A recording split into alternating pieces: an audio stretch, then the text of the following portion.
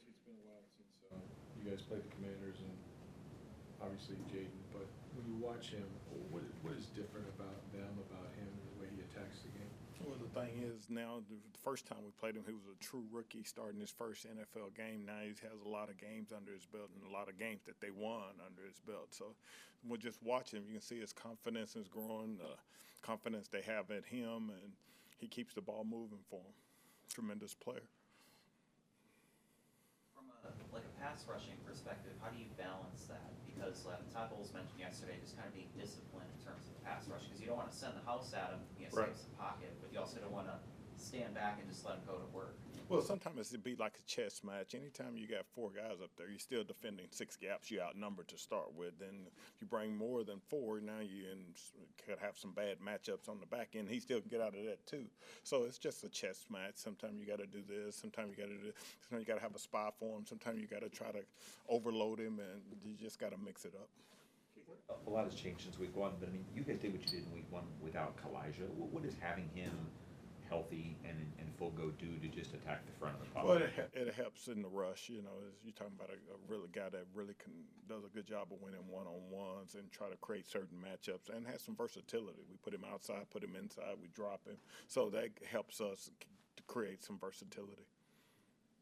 Advantages and disadvantages of using a spy with a quarterback like Daniels? Well, the thing is, which you're going to have to do, you're picking your poison. You're saying right now with the spy, hopefully we can keep him in the pocket. But I've seen a lot of people spy, and he made a miss. So that didn't exactly work out. But if you're saying here, now you're putting a lot of pressure on the back end because the spy really ain't rushing. So you're in three-man rush, and the routes got more time to develop, get downfield. So it still go back to that chess match. You're kind of, hey, maybe this time it'll be a good to spy, maybe this not so much the next time. When you look at someone like Levante David, do you kind of see him being that spy, like sending him on blitzes? Like he also has to cover Zach Ertz, too, who has been really productive. Right. Well, we have a lot of guys, and the thing is, you got to mix it in because this guy's fast. Now, the thing is, it's funny you watching. In a lot of ways, we felt like they play option football. You know, you got to dive. You got somebody got to have a quarterback player. But you see on tape, you know, this coordinator did a great job. They got a quarterback player waiting on him, then he outrun the quarterback player. So it didn't exactly work out. So it's the same way with the spy. Who you going to spy on him, and you might need two because the first one is missing sometimes. So he creates a lot of problems. For a player like Antoine Winfield, assuming he comes back, he's been full out here, to have missed the time he missed, just his presence, communication, how much does he bring in addition to, you hope, playmaking, right? Well, the thing is, he's, you know, we talked about it before. He's last year, if you sit there, clearly probably our number one ranked player on defense from our perspective. The things he just brings to the table on the back end, blitzing in the run game, and you know, I think we won 2 games where he made plays we might not ever see again. So from the standpoint, he just brings so much, and more confidence. You know, those guys, core guys, have been together for a while, and having him back in the mix, it just makes everybody have much more confidence.